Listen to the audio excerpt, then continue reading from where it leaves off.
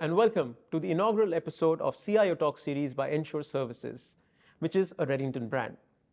Ensure Services is all about helping organizations optimize their technology so that they can focus on their core purpose. In these talk series, we talk with leaders across verticals and understand from them that how they are optimizing their technology to unleash the potential of their business. Today, we are joined by one of the pioneers within the education industry and a very well-known personality in Dubai.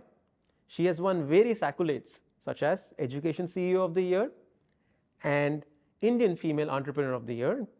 She is the founding CEO of Innoventures Education, Ms. Poonam Bhojani. Poonam, thank you so much for joining us today in our office. And we are also joined by Suresh Babu, who is the Senior Vice President for Ensure Services across Middle East Africa. Thanks, Suresh, for joining us as well. So, Poonam, just to warm things up, I'd just like to understand from you, what was the concept of starting Innoventures and where is it today? I have to go back in time, which almost feels like historical now. Way back in 2005, Innoventures Education was started. And it was actually the dream of a mother who wanted the best possible education for her two sons. I was that mother then, I still am that mother. And then at that time, what I found was that education was either American or British or Indian, and there were no truly international schools. With this dream of creating a school that was truly international, holistic in the education that it provided, and very rigorous. And this was the dream, and it was enabled way back in 2005. My husband and I together, we started Innoventures Education along with a couple of other partners. And we started Innoventures Education, but Dubai International Academy was our first school, and it was the first all IB school in United Arab Emirates. Amazing. Thank you for those insights. Being in Dubai, nobody can miss out DIA or even raffles. And if we fast forward to today, we've seen a significant shift in education from the way it's delivered to the way it's consumed versus when you would have started. How have you kind of transformed digitally to kind of cater to today's needs? Change has been really a true constant through all these years. We've seen so much of change in Dubai itself. We've seen so much of change in the world. Particularly Dubai has evolved so much as a hub for everything that is leading edge, be it technology, be it education, be it space research, be it health, any walk of life. Dubai has come out as a front runner. And this has been more so even after COVID. We have found that one has to keep looking ahead. Second thing is that you always have to be true to what your mission as an organization is, what your core values are, and who your stakeholders are. You know, our stakeholders, our most important stakeholders are students, and we have tried to keep pace with their thinking, and that has enabled us to evolve with technology, with our teaching techniques, with anything and everything, because we really do pay attention to what our most important stakeholders have to say to us. Amazing. Sticking to your core values. If you could just share an example that how you could align your technology initiatives with your strategic goals or your purpose. Our vision is to provide world-class education. It has to be measurable. We can all claim to be world-class, but unless and until it's measurable, unless and until it's data-driven, how can we claim that it is world-class? So in order for that, what we say is that we subscribe to the highest international standards, be it in academics, be it in sports, be it in music, be it in any particular area. Now, technology plays a huge part in this whole journey of subscribing to the highest known standards, international standards, and technology really helps us to be at the forefront of it. And we use our vision of technology. Again, we defined our mission statement even with respect to technology. Technology to energize, empower, and enable education for providing access anytime, anywhere to anyone. Amazing. So, Suresh, I'll probably give her a breather now. And anytime, anywhere requires a lot of change from an IT services perspective. What are your thoughts around this? Let me pick up from our last statement. Technology is energize, empower, enable, anywhere, anytime, for anyone. The statement for technology enablement in our education. So the way, if you see in the last few years, there has been a rapid change in the education system. Think of it maybe just a decade ago. It has been largely the classroom learning. We would have never thought anytime, anywhere learning. The educators and everybody coming in. From there, today, we have, you call it as a learning from home or remote learning, learn from anywhere. That is what the technology enablement has done. It calls for a very clear technology infrastructure that is scalable and that is flexible. Right? And most important, you have a huge amount of confidential information that travels between the students, parents, and the schools, and a lot of content that travels. So cybersecurity plays a very key role. And third is the content management. Because of evolution, today education system, like she said, is evolving. We want to teach our children what's happening today, not what happened maybe 100 years ago, right? From a technology perspective, whichever industry you are in, everywhere the new technology is coming in. I'm talking about from that field perspective. So as an educator, I'm sure every educator is keen to impart the knowledge to the students. What is the technology? How is it evolving in the respective field? So content management plays a very key role. Now, when you have to have a scalability, flexibility, cyber security, content management, and then comes in adoption of cloud services. And most important, to make it seamlessly running 24/7 for kids and parents access the information, you got to have a very strong support system to be able to take care of your ecosystem. That is where the managed IT service provider comes in, to be able to take care of all infrastructure, be it a server, storage, endpoint devices, and all in between. So right managed service provider takes care of everything, make it seamless between the children, educators, and the schools and the parents. So now from the IT infrastructure side, Poonam, we move towards the experience that students are getting today. Okay, what tools and technologies are you using today within your setup to deliver this experience? You have to have, first of all, the infrastructure required for it. And then you have the content management system. We have learning management systems. We have student information systems. We are using technology such related to AR, VR, mixed reality also, and we are using what we call the best of class tools in each of these. The content management system has to be very sophisticated for that. Most important thing is that in all this, the role of the teacher has to be redefined. Yeah. So in the past, the teacher's role was providing content. Now content is available. We enable that through subscription models or through getting our own portals in relation to content. But the most important thing is ensuring that the teachers are upskilled to keep pace with the best outcomes required for the students. In the past, the teacher used to disseminate information, so the teacher was very much the sage on the stage, as they say. Now the teacher's role is more about mentoring, guiding, enabling, nurturing. So really the teacher becomes the guide on the side. So that evolution of the teacher's role has become very critical in all this, in addition to the technology tools. But that doesn't mean that the teacher's role is in any way diminished. In fact, it becomes far more relevant and important because there is so much content available, and how to guide the students on, what is the right, which pathways to follow, and to how to enable the students to progress their own learning journey. That becomes very, very, I would say it's far more complex than just disseminating content. There's so much data and content available in today's world. The teacher role play become a very key role. It's an enablement in terms of guiding the students to the right content. Yeah. So I have a question here that since the role of the teacher is changing, there is a lot of change management that you will have to do within your organization. Yes. So what kind of challenges you faced during this process, and what kind of practices did you put in place to enable this happens? What we find is that we really have not faced too many challenges in this. The reason for that is that once again you have to define your core values and your mission and your vision. You have to. What we have found is that in any educational institution, teachers are very keen to learn. Collaboration is a key core value for us. So that ethos of collaboration, we learn from each other, and it's really that the organizational culture which then comes into play. We have not found it a challenge to upskill our teachers in any way. They share knowledge with each other, and we try our best to enable that kind of sharing of best practice to take place.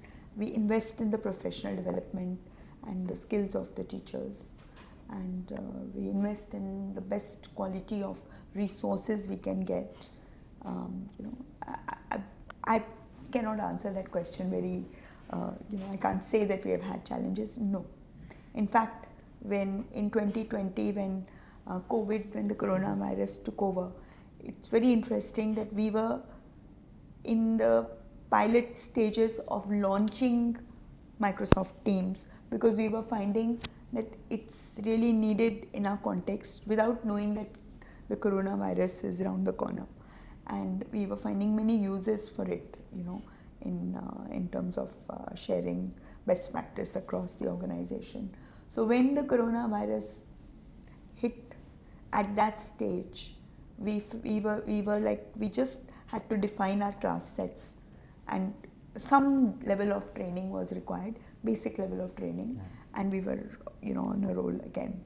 And it was interesting that the students learned very fast.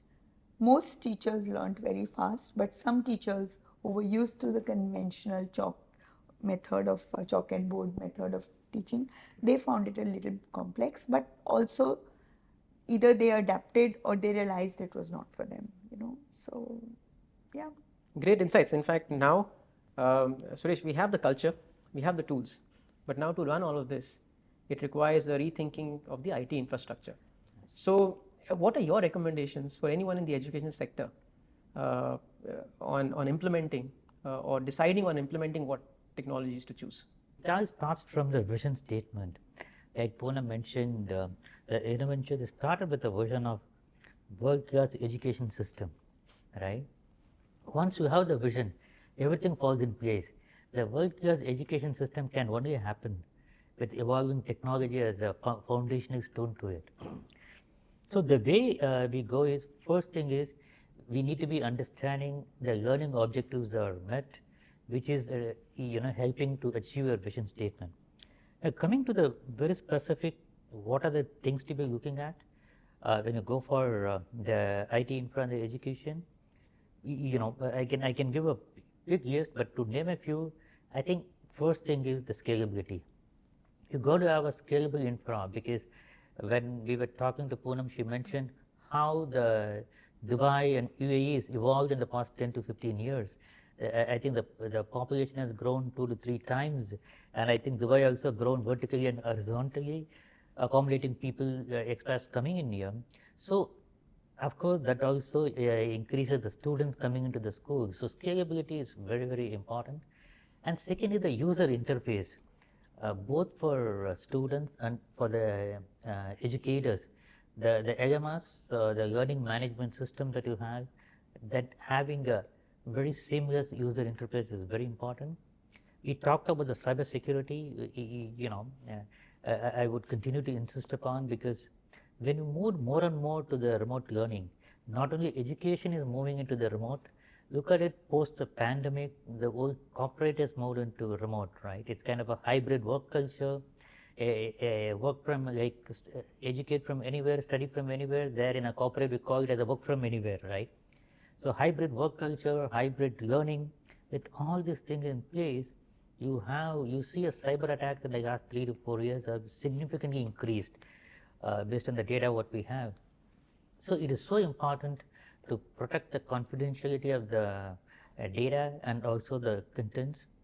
And then comes your support system that takes care of the whole ecosystem. I talked about the managed IT services provider, because to enable the uptime to seamless experience to the educator and students, that is very important. then comes very important factor of total cost of ownership. What kind of a data center infrastructure you have, what kind of content management, learning management system, the interface systems, and the managed IT services provider. Then you get into total cost of ownership. And the total cost of ownership again is very important factor depending upon number of students. And the last one and the most important of all this, when we evolve this technology solution, that also need to be future adaptable, because you are not doing it only for today, you're doing it for at least next 4 to 5 years down the line, which means it needs to be future ready, future compatible for any of the software and new application that is coming in. So I think these are all the few things we really need to be looking in, considering the educators, students, need in mind, and also keeping the vision. Poonam mentioned about providing the world-class education to students. Great, thanks, Suresh. In fact, I'll pick up 3 keywords from what you've said. One is around scalability, Yes. the second is around total cost of ownership, and third is around security. And Poonam, I'd like to get your insights first into scalability, right? So a lot of organizations have adopted cloud computing. Yes. So how has your organization leveraged cloud computing?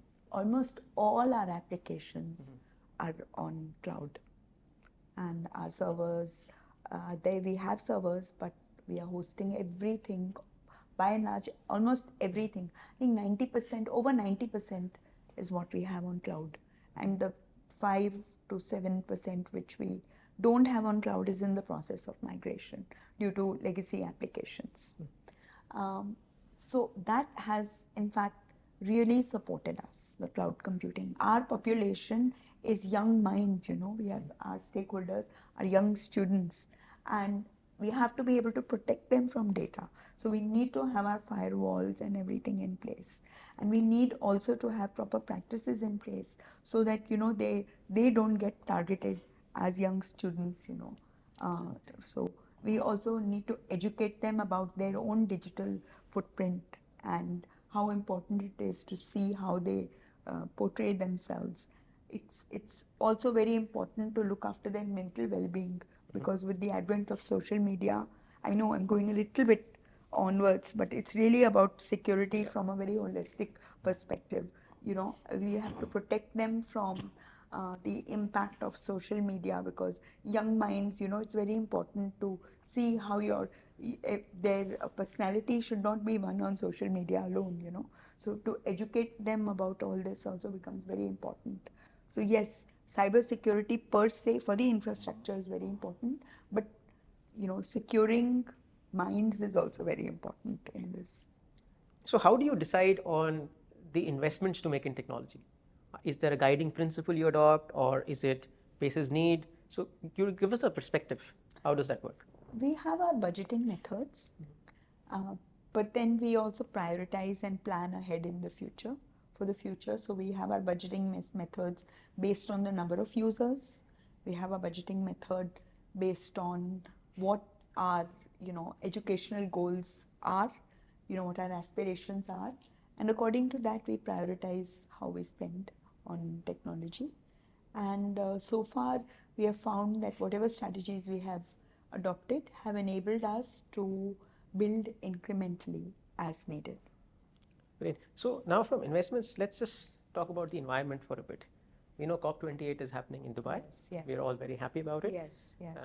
And there is increased awareness amongst individuals and corporates about the 17 Sustainable Development Goals that the UN has. Yes. So how are you incorporating sustainability principles? From the very beginning, we have had environmental consciousness as part of our curriculum. In our IB schools, this is anyway embedded because the IB requires those global contexts and connections to be made. So, but we have been very much focused on this particular goal of environment. I can't say that we are achieving all the things we would like to achieve, but we have been very focused on this, and we have enabled our students to set up, eco clubs and such things in all our schools. We have subscribed to solar energy. Our projects are just completing across all our schools. By the end of this year, a lot of our power will be generated via solar energy. We have done HVAC optimization, that means air conditioning, how we use power, that we have done studies, again very data driven, engaging students. Then our students themselves are running eco clubs across all our schools and across different age groups, and they take certain actions. So for example, they will go with no power on certain times of the day or certain times of the week. They will decide these kind of things. Some other very interesting initiatives have come up which are related to recycling, reusing, removing plastic. But recently, one of our students has started an initiative which is the recycling of e-waste. They have partnered with an organization, and those e-waste collection points are being placed across all our schools, and coordinators are being appointed in each school, and so the whole community can come and put their e-waste into that. This e-waste is then taken away to the organization providing this, and they sort it and they reuse whatever they can of it, but it just prevents the landfills from happening, just building up. So at least and there's a lot of awareness around this in the students, because it's an initiative led by students.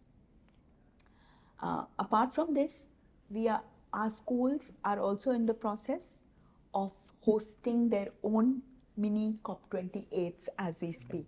So the first COP28 event is on the 13th and 14th of October, and I would be delighted to invite you. Thank you so much for the invitation. Thank you. We love to be part of it, and in fact, the awareness around building circular economies and driving sustainability is increasing day by day. We are all realizing we can't continue to use the way we are using things. Yes. And Suresh, I'd like to get your perspective as well, since Poonam mentioned about e-waste. What more can educational institutions do to drive sustainability in IT? Yeah, it's a very important initiative.